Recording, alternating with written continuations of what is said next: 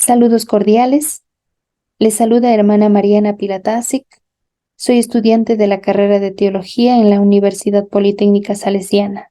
El día de hoy analizaré las realidades escatológicas a la luz del Concilio Vaticano II. En primera instancia, la Lumen Gentium nos dice que la Iglesia como magnitud escatológica presenta a una Iglesia que va peregrinando entre las persecuciones del mundo y los consuelos de Dios. Quiere decir que es una iglesia peregrina en la tierra en búsqueda de la vida eterna. Y a su vez en esa búsqueda se convierte en anunciadora de la cruz del Señor para llegar a una plenitud que es la renovación en Cristo. Para ello existe un proyecto divino que consiste en que los peregrinos o la iglesia peregrina participe del reino de Dios, vivifique el reino de Dios, edifique, construya el reino de Dios. Este reino de Dios está fundado por Cristo desde el mismo momento de que Él vino a la tierra y a su vez es iluminada por el Espíritu Santo. Donde se gesta esa fundación, donde se siembra la semilla del reino, es justamente en la obra pascual, porque Jesús mismo es el reino de Dios. Por eso en la obra pascual podemos decir que Jesús es el protagonista de construir el reino de Dios a través de sus enseñanzas, a través de sus actitudes, a través de sus valores. Algo esencial que el Concilio Vaticano II anuncia es que los laicos y los religiosos tienen una triple función. Y esa función es de manifestar que los bienes celestiales se hallan en el mundo a través de nuestras acciones. Testimoniar también la vida nueva, creyendo en la salvación de Cristo Jesús y prefigurar la futura resurrección, siendo testimonio de un verdadero reino, construyendo un reino como Jesús nos dejó. En cuanto a la eclesiología escatológica, podemos decir que este es un índole escatológico de la iglesia peregrinante y su unión con la iglesia celestial. ¿Qué nos quiere decir con aquello? Es que la iglesia peregrinante es el pueblo de Dios mismo que se hace unión y comunión con la iglesia celestial, que es la Santísima Trinidad. ¿Para qué se da esta unión y comunión? Porque de alguna otra manera existen tres estadios en la iglesia militante, la iglesia purgante y la iglesia triunfante. La iglesia militante son los peregrinos, los que estamos en este mundo alcanzar la vida eterna, queriendo alcanzar la vida eterna. La iglesia purgante son aquellos que ya partieron para la otra vida, pero se encuentran purgando, purificando sus pecados para llegar hacia la gloria de Dios. Y la iglesia triunfante obviamente es la corte celestial, donde está la casa del Padre. La tensión escatológica de la iglesia nos dice que Jesús, habiendo resucitado de entre los muertos, envió sobre los discípulos a su espíritu vivificador. ¿Qué nos quiere decir con esto? Que Cristo es el principio y fin de toda la humanidad. No hay otro. Con su muerte y resurrección, Él de alguna otra manera nos devolvió la vida, nos devolvió la salvación, nos dio vida en abundancia, porque Él es el principio y el fin de toda la creación y de toda la humanidad. De alguna otra manera, nos invita a que este pueblo no sea separado, sino que se una como iglesia que es, a través del Espíritu Santo.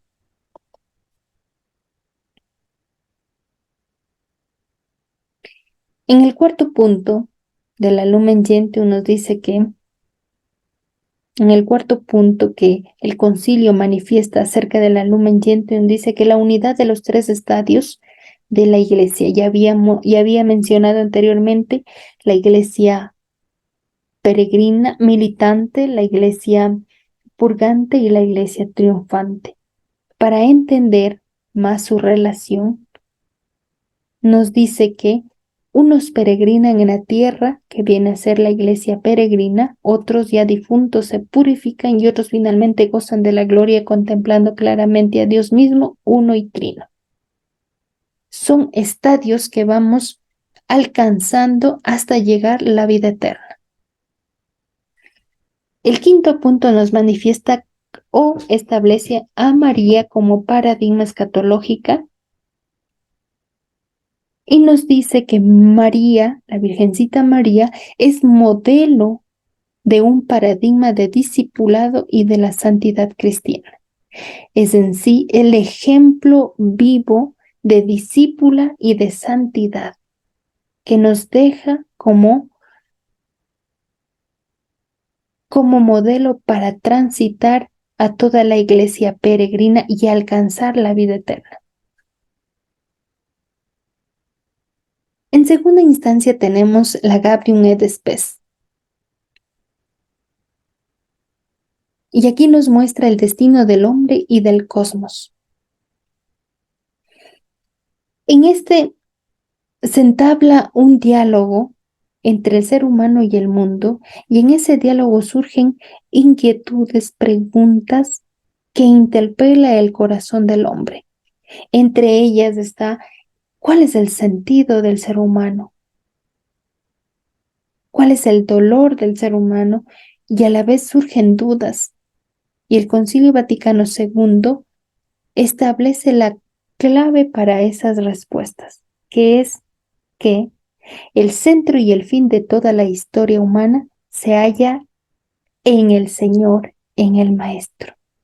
Jesús es la historia humana. Todo se da a través de Él. En segunda instancia, el misterio de la muerte. El Concilio Vaticano II establece o constituye al ser humano o al hombre como un ser de esperanza y de alguna otra manera un ser que quiere llegar a la presencia de Dios. Pero, como en todo caso, la fragilidad del ser humano está presente y la angustia de morir y desaparecer de la tierra hace que el Concilio Vaticano analice todas estas partes y ofrezca una clave esencial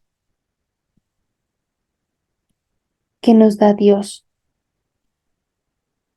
que es Dios mismo. Dios nos ha llamado y llama y sigue llamando al hombre a adherirse a Él con total plenitud para llegar a la vida eterna.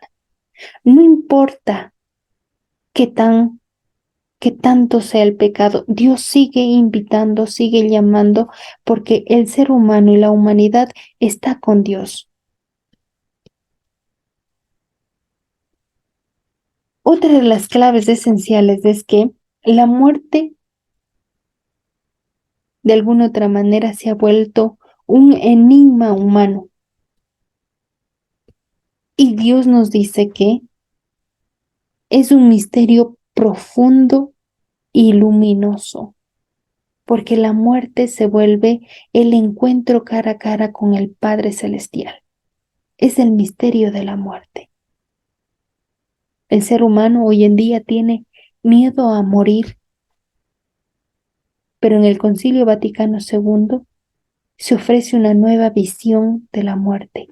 Es un paso a una vida mejor. a la vida que Dios nos quiere regalar. En tercera instancia, el valor escatológico de las realidades terrenas y de la actividad humana dice que los cristianos animados por el espíritu del resucitado actúan ya en este mundo, en la historia, labrando un hogar más acorde a la vida eterna, a la vida divina. Eso quiere decir que todos estamos llamados a construir reino de Dios, a construir ese reino guiados por el Espíritu Santo y guiados con las enseñanzas de Cristo, para ir formando el reino que Jesús vino a anunciar. Con todo lo mencionado, puedo decir que Dios con su amor nos salva, Dios con su amor nos guía, Dios con su amor nos ofrece un reino. Y la meta del ser humano tiene que ser el reino de Dios. Este paso transitorio de estar en la tierra es un camino, una etapa que tenemos que avanzar para alcanzar la vida eterna.